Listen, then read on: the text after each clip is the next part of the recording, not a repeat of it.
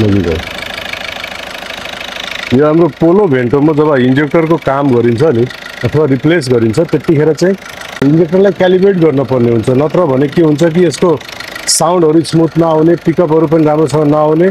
त्यसैले गर्दाखेरि self calibration गर्नको लागि ल्यापटपको युज गर्न पर्छ आउ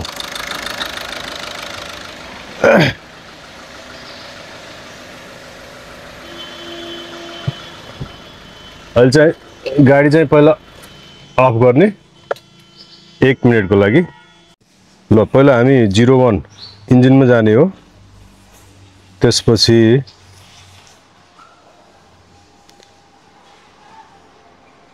ओके त्यसपछि यहाँ देखाउ त एक्सेस परमिसन देखिरा छ नि एक्सेस परमिसन हो यो एक्सेस परमिसनमा गएर हामीले लगइन गर्नुपर्ने हुन्छ लगइन पासवर्ड भनेको हाम्रो 27971 हो 2797 यो VW स्कोडाहरुको पासवर्ड नै यही हो ल यसले चाहिँ डेभलपर अप्सन अनलक गर्दिन्छ ओके अब चाहिँ हामी जाने हो उसमा बेसिक सेटिङ देखिरा छ कि नै हो बेसिक सेटिङमा जाने तर त्यो भन्दा अगाडि गाडी चाहिँ हामीले स्टार्ट राख्नु पर्छ ल गाडी चाहिँ हाम्रो स्टार्ट छ अहिले अब चाहिँ third option adapting injector minimum deviation of quantity यसलाई चाहिँ टिक गर्ने अनि त्यसपछि ओके गर्ने अहिले नट रनिङ छ है ल मैले यसलाई एडजस्ट क्लिक गरे हैन रनिङ गर्न लागेको अब त यहाँ तल ब्रेकमा क्लच ब्रेक अनि त्यसपछि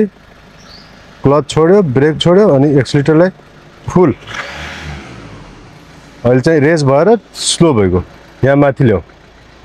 माथि यहाँ ग्लो प्लग ब्लिङ गरेपछि यो चाहिँ सेल्फ क्यालिब्रेसन सुरु भइसक्यो तर आरपीएम मिटर